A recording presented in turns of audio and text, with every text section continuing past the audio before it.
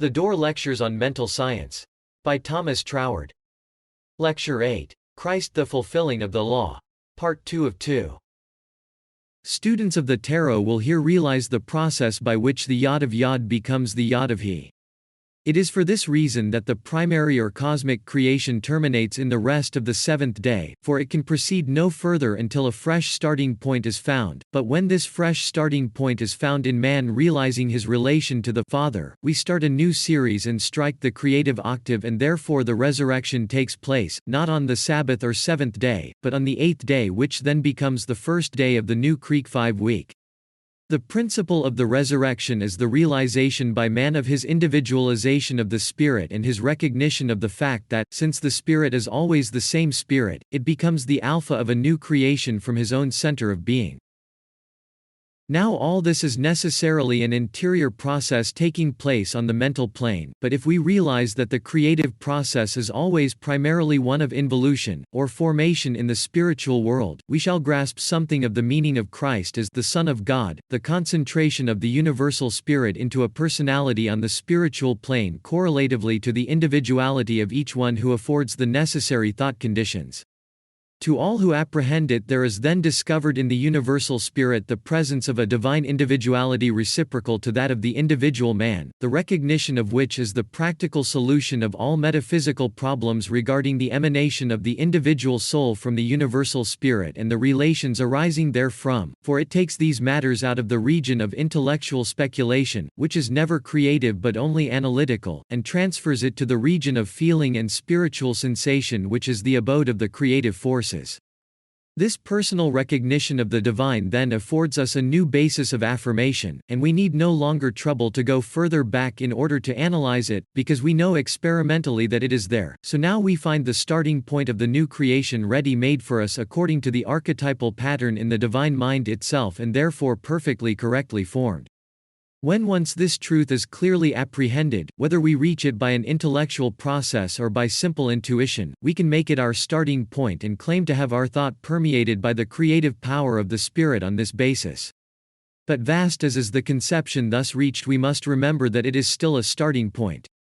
It, indeed, transcends our previous range of ideas and so presents a culmination of the cosmic creative series which passes beyond that series and thus brings us to number 8 or the octave, but on this very account it is the number 1 of a new creative series which is personal to the individual.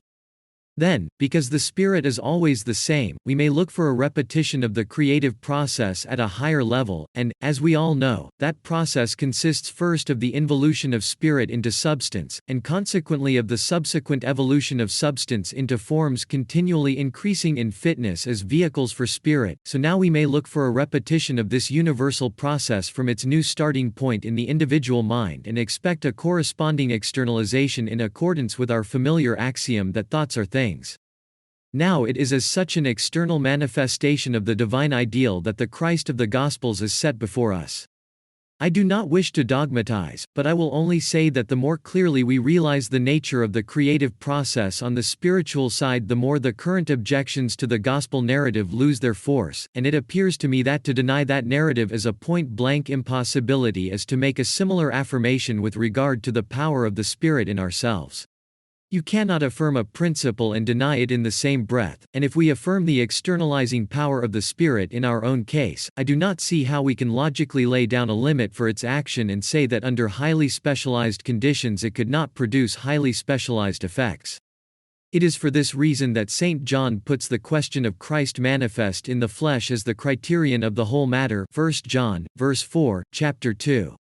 If the Spirit can create at all, then you cannot logically limit the extent or method of its working, and since the basis of our expectation of individual expansion is the limitless creative power of the Spirit, to reject the Christ of the Gospels as an impossibility is to cut away the ground from under our own feet.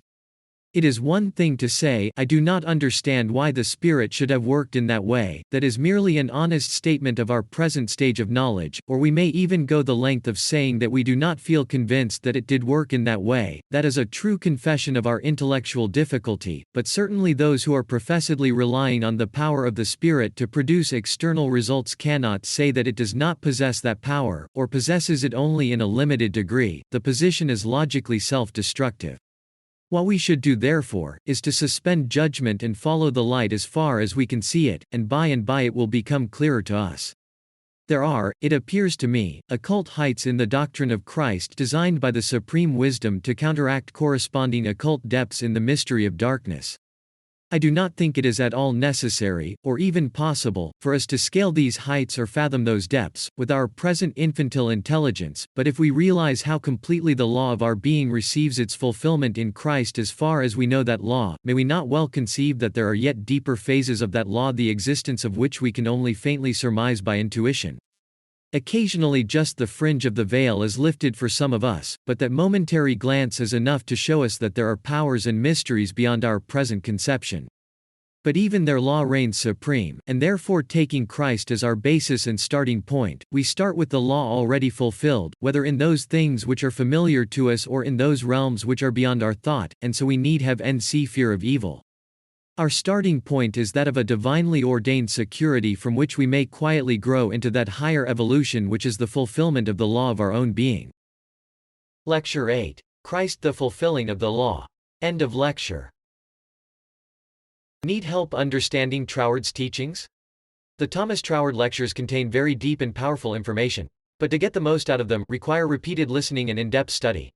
Troward had only one personal student, Genevieve Behrend, and her book Your Invisible Power distills the essence of Troward's lectures in a concise and easy-to-understand format. For many, this is a much preferred way to learn Troward's teachings. Click the link below this video to visit yourinvisiblepower.us and learn more about Genevieve Behrend's recently updated book.